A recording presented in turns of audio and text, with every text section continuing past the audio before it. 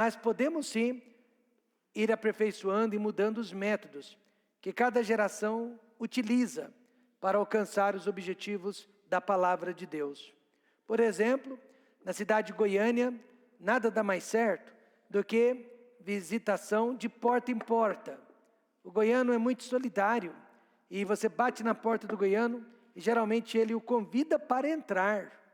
Mas esse método já não é tão eficaz aqui na cidade de Ribeirão Preto.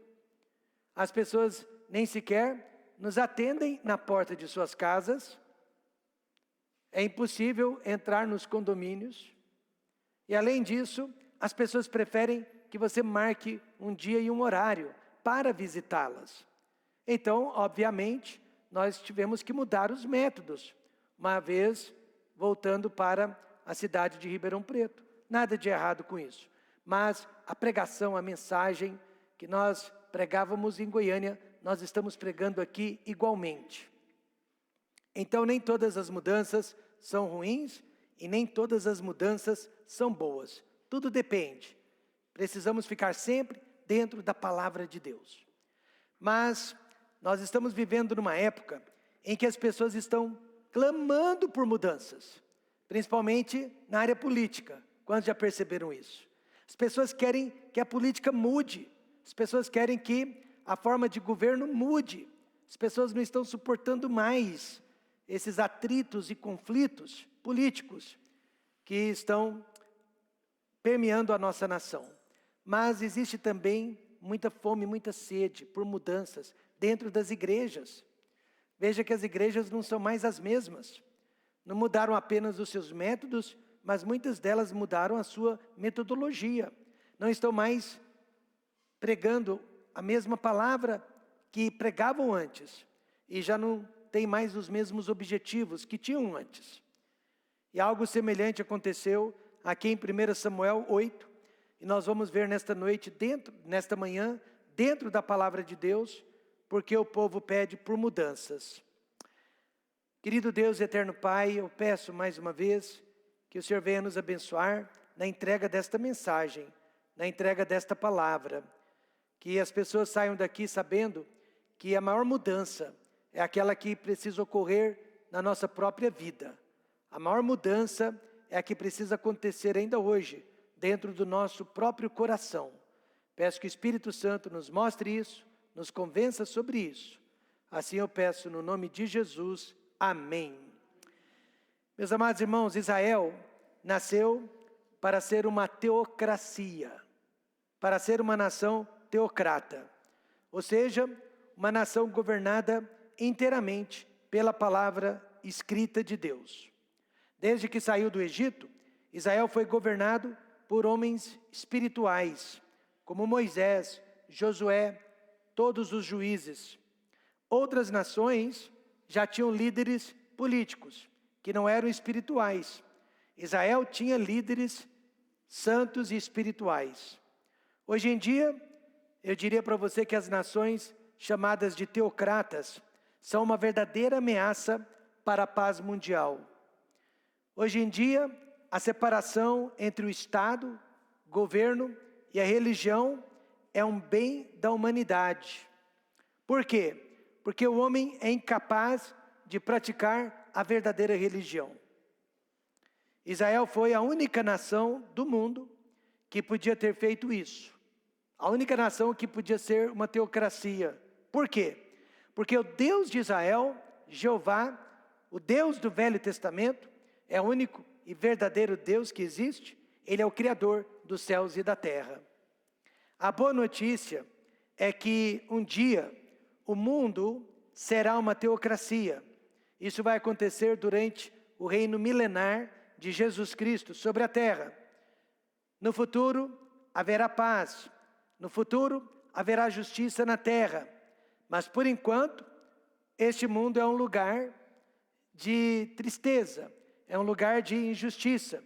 Mas será um lugar melhor sem os ayatolás, sem os papas, querendo governar cidades, estados e países. Nunca vamos nos esquecer das cenas no Afeganistão, depois que o regime do Talibã foi derrotado pelo exército americano. Finalmente, o povo saiu às ruas para dançar, ouvir música, rapar a barba, fazer as unhas. Porém, alguns anos depois, foram os soldados do Talibã que voltaram às ruas com as suas armas, e o povo, mais uma vez, teve que se esconder, e até hoje está escondido de medo dentro de suas casas, mostrando que a teocracia humana não dá certo. Cansado de ser uma nação religiosa, Israel disse: queremos um rei político, não queremos mais um rei espiritual sobre nós. Nós queremos um rei político que reine sobre nós, queremos ser iguaizinhos às outras nações ao nosso redor.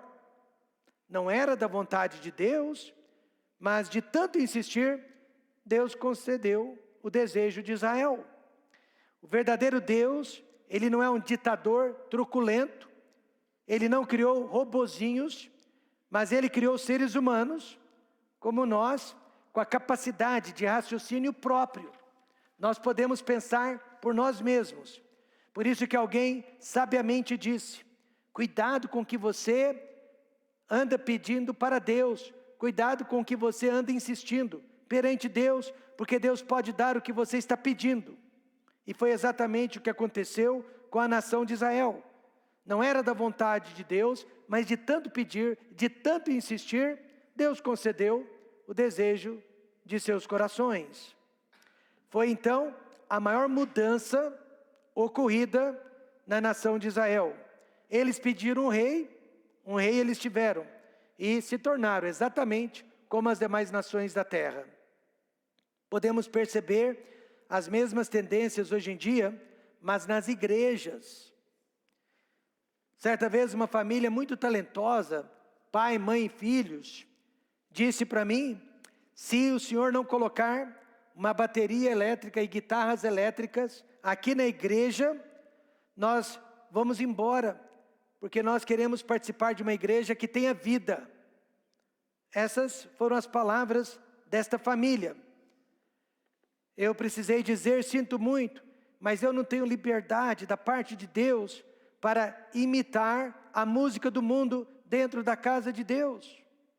Na mesma semana, aquela família foi então para uma outra igreja onde havia o que eles queriam. Mas hoje, depois de alguns anos, pelo que eu sei, nenhum de seus filhos está servindo a Deus em qualquer igreja que seja. Por que o povo pede por mudanças? Nós vamos ver no nosso texto três razões que levam o povo a pedir por mudanças. Primeiramente, quando a liderança erra. E olha que a liderança erra. Não existe liderança perfeita. O que existe é liderança com crédito. O que eu quero dizer com isso? Nós falhamos, nós erramos, mas talvez por causa de muitas outras bênçãos também, a igreja acaba nos perdoando e acaba nos entendendo. Mas não existe uma liderança perfeita. E quando ela erra, as pessoas imediatamente pedem por mudanças. Porém, seus filhos não andaram pelos caminhos dele, antes se inclinaram à avareza e aceitaram suborno e perverteram o direito. Veja você então que tudo cai, tudo se levanta com a liderança. Samuel foi um grande líder espiritual, não há dúvidas, mas ele foi cúmplice do pecado de seus próprios filhos, Joel e Abia. Ele não praticou os mesmos pecados, mas ele permitiu que seus filhos se tornassem grandes pecadores. É interessante observarmos que antes dele, Eli, o sacerdote também, teve o mesmo problema com os seus dois filhos, Ofni e Finéias. Portanto, o povo já estava há muitos anos suportando uma liderança corrupta e maledicente. Não podemos culpar o povo. Eles estavam há muitos anos suportando a avareza dos seus líderes, o suborno de seus líderes e a perversão do direito que advinha dos seus líderes. Então eles estavam suportando por muito tempo, e Eli e Samuel e Eli foram coniventes com o pecado de seus próprios filhos. Eles eram homens de Deus, mas seus filhos não eram. E eu quero dizer nesta manhã que é muito difícil lidar com membros da família no ministério. É muito difícil. Nós temos a tendência, eu tenho, pastor Márcio tem, nós temos a tendência de sermos ou duros demais para com os nossos familiares, ou moles demais para com os nossos familiares. Há um ditado que diz: o sangue é mais grosso que a água. E é verdade. A nossa tendência também é favorecer os nossos familiares, até mesmo quando eles estão errados. Isso acontece com todos nós. Conheço uma igreja cujo pastor era implacável contra o pecado de prostituição, até que descobriu que um de seus filhos estava vivendo na prática desse pecado. Aí, ao invés de remover o seu filho da posição de liderança que ocupava na igreja, ele defendeu o filho, indo contra os diáconos da igreja. Conclusão, a igreja se dividiu. E aquele pastor pegou sua família e abriu uma outra igreja com a ajuda do seu filho, que nunca se arrependeu de suas opções sexuais. A liderança, no entanto, não tem que ser perfeita. Ao contrário, ela tem que admitir os seus erros. Amém, irmãos? Ela não tem que pousar de perfeita, ela tem que admitir os seus erros. O povo não espera a perfeição de nós, mas o povo espera a humildade de nós. Se a liderança não for humilde e espiritual, aí sim o povo começa a exigir mudanças. E algumas mudanças, como eu disse, são necessárias. Mas na grande maioria das vezes, elas serão antibíblicas. Veja os dois pecados da liderança em Israel naquele dia. Avareza. Os filhos de Samuel estavam praticando avareza. Não é à toa que a Bíblia diz que o amor ao dinheiro é a raiz de toda espécie de males. Você pode falar de qualquer mal que nós estamos vivendo hoje em dia como sociedade, e por detrás daquele mal jaz o amor ao dinheiro. Isso é verdade também dentro de casa, dentro da igreja. Aqueles dois moços estavam visando o dinheiro, o lucro, ao invés do bem espiritual das pessoas. Uma liderança que visa dinheiro, ela vai errar de várias maneiras. Primeiro, irá fazer acepção de pessoas.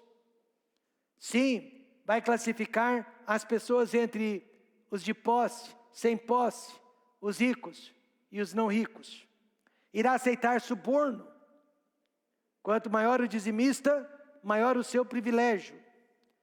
Condenará o justo e aprovará os ímpios. E vai interpretar a lei de acordo com os seus interesses pessoais. Tudo isso é consequência da avareza.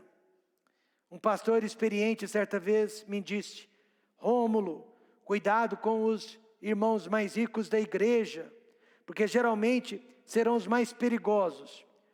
E eu fiquei curioso, porque geralmente eu não sei quem é mais rico. Sei quem é mais pobre, mas geralmente eu não sei quem é mais rico, porque acredite ou não, nós não temos acesso aos dizimistas da igreja, aos valores que são dados individualmente pelos irmãos. Eu posso imaginar que o Cleto seja o melhor dizimista da igreja, mas de repente não é ele, de repente é o Célio. Mas graças a Deus que eu não sei. Amém, irmãos? Fica só na imaginação. Aí esse pastor me disse que os crentes mais ricos se acham importantes demais. E depois eu descobri que é verdade. Uma vez nós perdemos uma família e ela disse: o senhor vai ver só como vai ficar a igreja sem o nosso dízimo. Só aí que eu soube que eles eram bons dizimistas. Mas a igreja ficou muito bem. Amém, irmãos? Aí ele me contou de um diácono rico que havia em sua igreja. Esse diácono teve problemas com uma outra pessoa da igreja e esperava que o pastor ficasse do lado dele, tomasse o partido dele. Mas o pastor ficou neutro, como tem que ficar, e apontou os erros de ambos, como tinha que apontar. E o diácono se sentiu ofendido, e o diácono foi embora o pastor perdeu o diácono e perdeu o dízimo do diácono. Mas não podemos visar o lucro jamais. A igreja não é uma empresa. A empresa visa lucro. A igreja não visa lucro. Não podemos julgar as pessoas pelo que têm ou pelo que não têm, mas somente pelo que elas são. A Bíblia avisa que devemos ficar longe de pessoas que visam o ganho financeiro. Veja 1 Timóteo 6,5. Contendas de homens corruptos, de entendimento, privados da verdade, cuidando que a piedade, a vida cristã, seja causa de ganho. Aparta-te dos tais.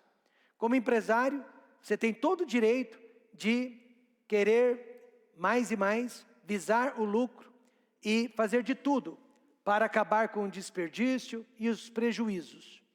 Até mandando funcionários embora. Amém, irmãos? É o direito do empresário. Mas como igreja, nós estamos aqui visando a vida espiritual das pessoas. E nós acreditamos que quanto mais a vida espiritual estiver bem, a questão financeira será resolvida. Para me prevenir, então, do pecado de avareza, eu não tenho acesso à lista de dizimistas da igreja. Não sei quem são os dizimistas. Não sei os valores que são dados por cada pessoa. Então, quando eu falo sobre esse assunto, minha mente está limpa. Eu não estou pensando em ninguém, nem para mal e nem para bem. Os filhos de Samuel já sabiam da quantidade, da quantia que todas as pessoas ofereciam a Deus. E por isso eles faziam acepção de pessoas, sabendo quem eram os mais ricos e quem eram os mais pobres dentre o povo. Por isso a avareza é um pecado horrível para um pastor, tanto quanto a desonestidade. E nós temos que evitar esse pecado em nossas vidas.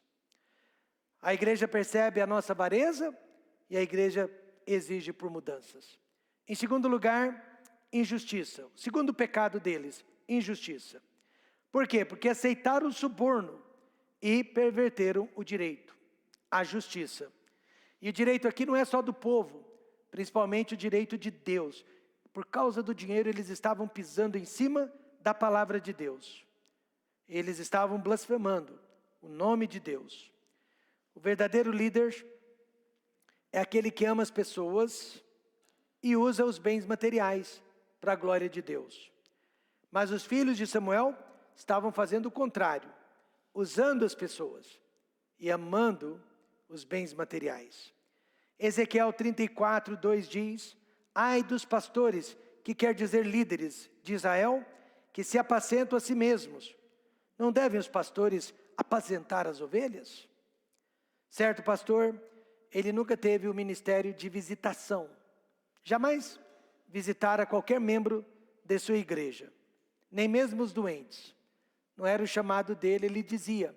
Até que certo dia, o melhor e maior dizimista da igreja passou a frequentar outra igreja. E quando o pastor se deu por conta disso, foi visitá-lo. Apareceu na porta dele. Mas aquele irmão sabia que o pastor não estava ali por ele, mas estava ali pelo dinheiro dele. E certamente a visita não surtiu nenhum efeito. É muito fácil cometer injustiças quando nós estamos em liderança. Patrões sempre sendo injustos com empregados, professores com alunos, pais com os filhos e pastores com os membros da igreja. Por isso que liderança é um lugar perigoso. Mas veja a oração de certo gerente cristão. Quando ele foi promovido, colocado acima de outras pessoas, assim ele orou: Senhor, quando eu estiver errado, faça-me mudar. Quando eu estiver certo, não me deixe orgulhar. Que a força do meu exemplo seja maior que a força da minha posição. Fecho aspas. É interessante observarmos que Samuel, ele não foi como seus filhos. Ao contrário, ele não praticava avareza, muito menos a injustiça.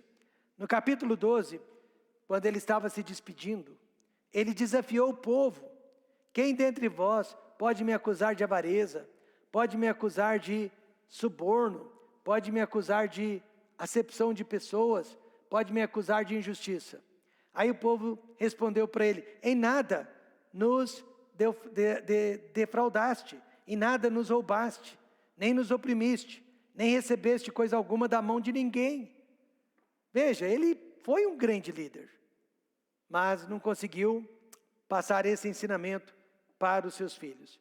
Então o fracasso de Samuel não foi o caráter dele, mas sim o caráter de seus filhos. Porque o povo pede por mudanças quando a liderança não é boa. Então nós temos que tomar muito cuidado para que a liderança seja sempre humilde, acessível, e ela sempre reconheça quando erra, reconheça quando falha, e principalmente, nunca, nunca, nunca faça acepção de pessoas. Amém, irmãos? Amém. Em segundo lugar, o povo pede por mudanças quando o mundo também se torna atrativo. Nem sempre é culpa da liderança, mas muitas vezes é esse amor que as pessoas estão nutrindo por este mundo perdido. Veja que os filhos de Israel disseram: e nós também seremos como todas as outras nações. Eles inicialmente colocaram a culpa nos filhos de Samuel, mas Deus sabia que no íntimo não era por causa do pecado dos filhos de Samuel. É porque eles realmente tinham outras intenções.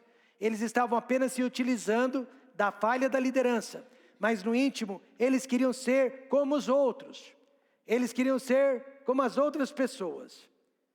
Deus sempre planejou uma monarquia para a nação de Israel, através da qual viria o Messias. Então o que havia de errado com o pedido do povo, o motivo deles e o desejo deles? Para que sejamos como todas as outras nações. Só que Israel não nascera para ser como as outras nações. Nasceu para ser diferente, assim como a igreja. A igreja não nasceu para ser como o mundo.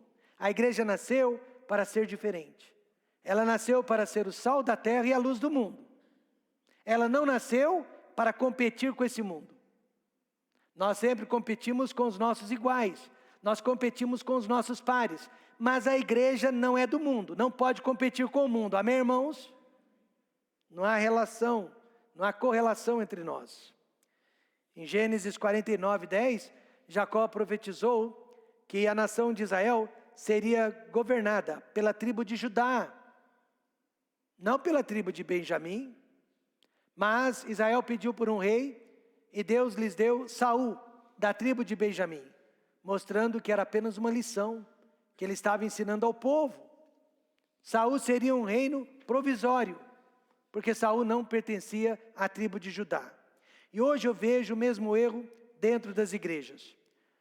Nós queremos o melhor do mundo e o melhor de Cristo ao mesmo tempo. Nós queremos um seguro contra o inferno, mas não queremos obedecer à apólice deste seguro. Geralmente as mudanças que buscamos não são para a glória de Deus, mas para o nosso próprio proveito. Alguns anos atrás, em São Paulo, eu preguei numa igreja maior do que essa, cuja membresia era composta por 90% de jovens. Só 10% de adultos. A maioria dos adultos já havia ido embora da igreja, porque os jovens tomaram conta da igreja, tiveram controle sobre a igreja. E eles tinham bateria, guitarras elétricas, eles cantavam o chamado rock cristão, e dentre os 10%, um dos que permaneceu foi o pastor.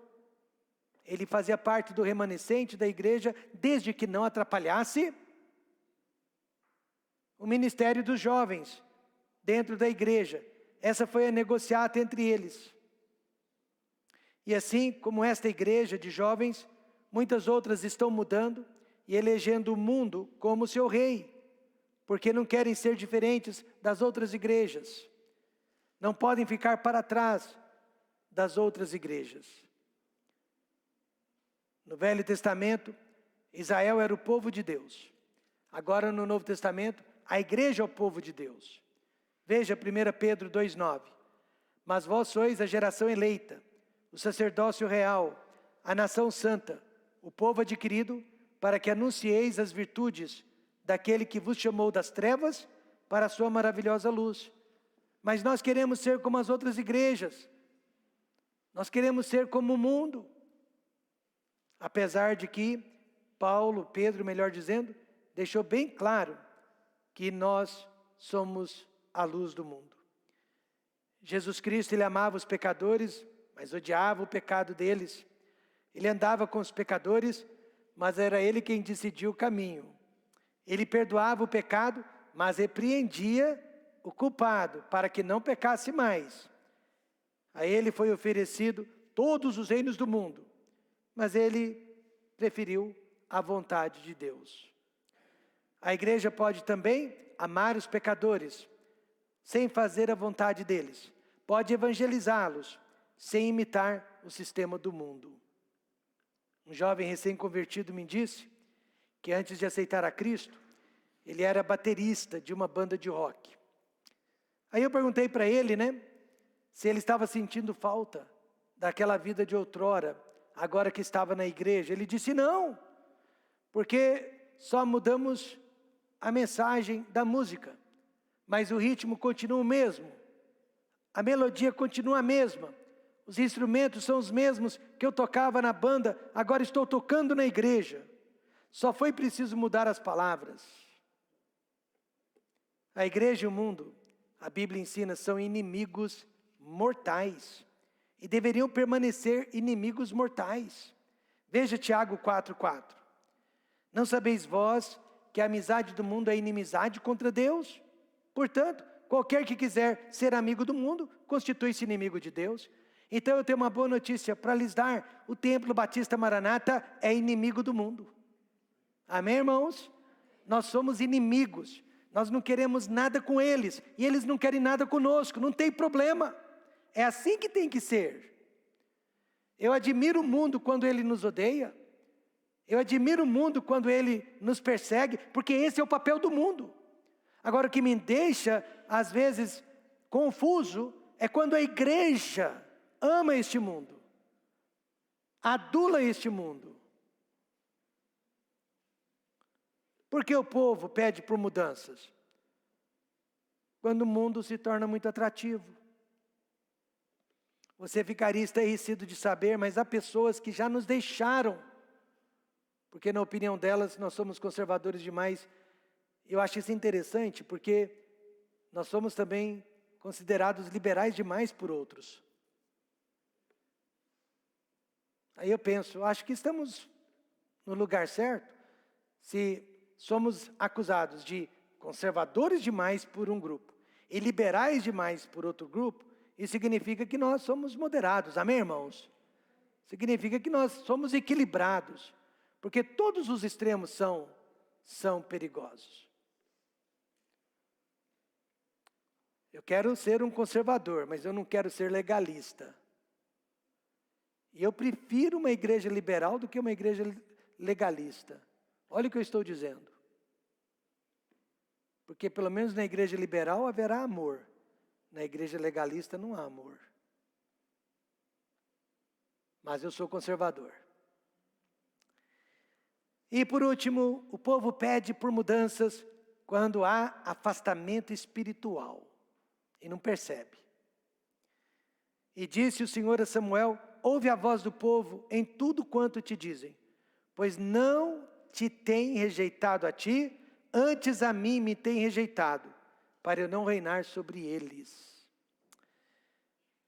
Veja que eles colocaram a culpa nos filhos de Samuel, e os filhos de Samuel eram culpados, mas Deus é o juiz perfeito, amém, irmãos? E ele sabia que não era por causa dos filhos de Samuel, é porque eles queriam o mundo fazendo parte de Israel, porque eles estavam longe de Deus. E você vai ouvir muitas pessoas dizendo, foram embora da igreja por causa do pastor A, do pastor B, ou por causa de fulano ou cicrano, mas agora você conhece a verdade. É porque foram atraídos por outros chamariz lá fora, ou porque estão frios espiritualmente. E quando nós estamos frios, nós não suportamos a verdade. Já perceberam isso? Quando nós estamos frios, não suportamos a verdade. Apesar do poder de Deus na vida do próprio Samuel, Israel estava vivendo há muitos anos, longe, longe, longe do Senhor. No capítulo 7, capítulo antes, houve uma tentativa de reaproximação com Deus, mas Israel não sentia mais a presença de Deus. Agora veja, irmãos, 1 Samuel 4, 21, que tristeza. E chamou o menino Icabode. O que significa Icabode? Dizendo, de Israel se foi o quê? A glória. Sabe, há muitas igrejas que têm que tirar o nome Batista e colocar Icabode lá na placa delas. Por quê? Porque se foi a glória, não é mais um lugar para pregação bíblica, não é mais lugar para a doutrina da santificação. Não é mais lugar para a doutrina da separação. Agora tudo pode, tudo é permitido. Icabode quer dizer, foi-se a glória do Senhor. E realmente, às vezes a glória do Senhor vai embora, não só de uma igreja, mas também de uma família e de uma vida. E nós sabemos, né? Quando a glória do Senhor se vai. Israel sabia que não tinha mais a presença de Deus, então eles queriam mudanças. Não queriam mais viver naquela letargia espiritual, eles queriam mudança. Mas só que eles foram buscar fogo no lugar errado. O inferno está cheio de fogo, mas o fogo que nós precisamos é o do Espírito Santo. Eu li a confissão de um missionário norte-americano na Grande São Paulo, que se cansou. Ele pregava as doutrinas mais fortes, mas a igreja dele sempre fora pequena. Ele tinha apenas um punhadinho de jovens. Ele se cansou, ele disse, não, nós temos que crescer. Aí ele abriu mão de todos os seus padrões, ele abriu mão de todos os seus princípios. Só não abriu mão da doutrina. Mas fora a doutrina, ele abriu mão de tudo. E de repente, ele viu mais jovens chegando na igreja, mais famílias chegando na igreja, que não era mais uma igreja, era apenas um ponto de encontro. E com o passar dos anos, ele foi lidando com gravidezes indesejadas, fora do casamento, jovens viciados em drogas, doenças venéreas se espalhando dentro da igreja. Ele se arrependeu amargamente. E ele escreveu uma carta para nós, na época éramos alunos do seminário, confessando o seu erro, confessando a sua estratégia errada e clamando que nós jamais fizéssemos negociata com esse mundo. Ele disse, não valeu a pena. E ele resumiu tudo dizendo, nunca busque crescimento numérico no mundo. Nunca busque crescimento numérico no mundo. Porque o mundo dá o que você pede, mas depois vai cobrar muito caro por isso. Quando há afastamento espiritual, onde podemos buscar o fogo do Espírito Santo? Olha, eu só conheço um lugar, arrependimento. Arrependimento sincero, humilde, verdadeiro.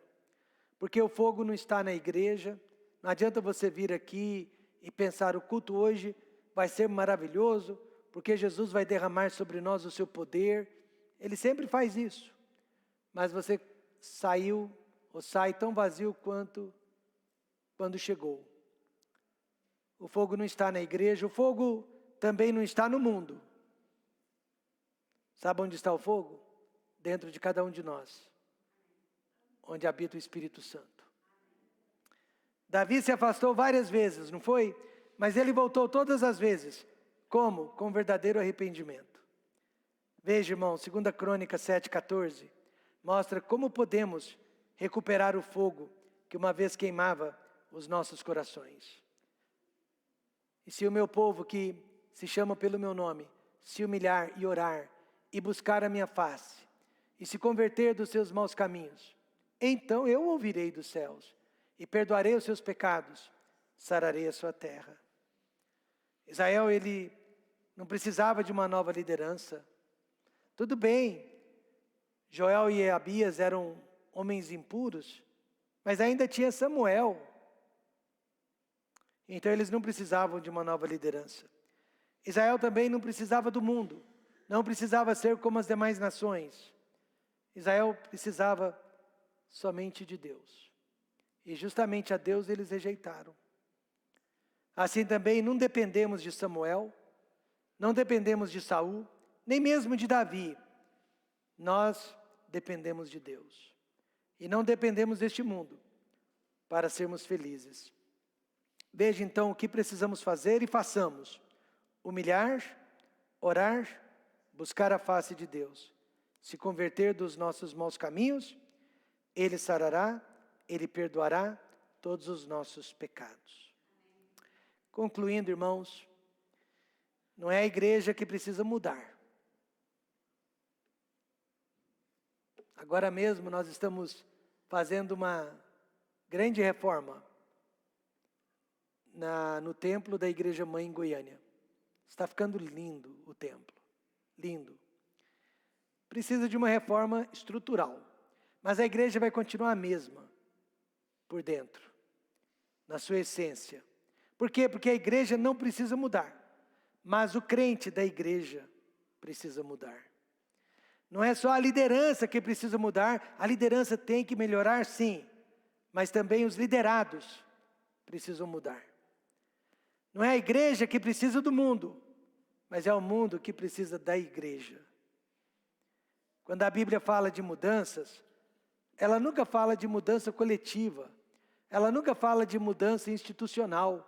A Bíblia fala de mudança individual, a Bíblia fala só de mudança pessoal.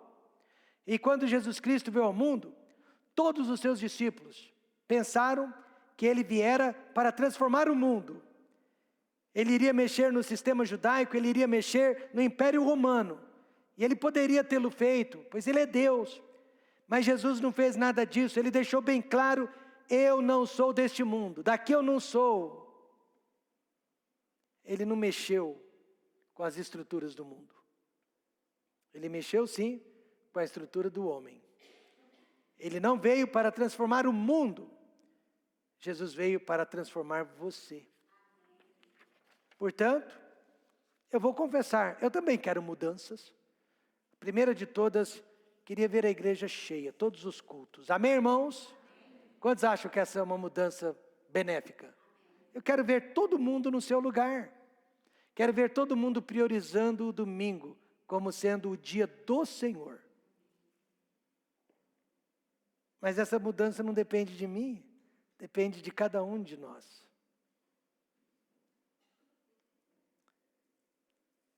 Eu quero ver mudanças, mas não na nossa igreja, nem na nossa cidade, nem no nosso país, para ser sincero. Mas eu quero ver mudança na nossa vida. Vamos terminar lendo juntos? 2 Coríntios 5,17. Para quem acha que mudança é impossível, veja o que diz a palavra de Deus. Vamos ler juntos. Assim que se alguém está em Cristo, nova criatura é. As coisas velhas já passaram, eis que tudo se fez novo. Para ser mudado, você só precisa estar em Cristo. E a mudança vem.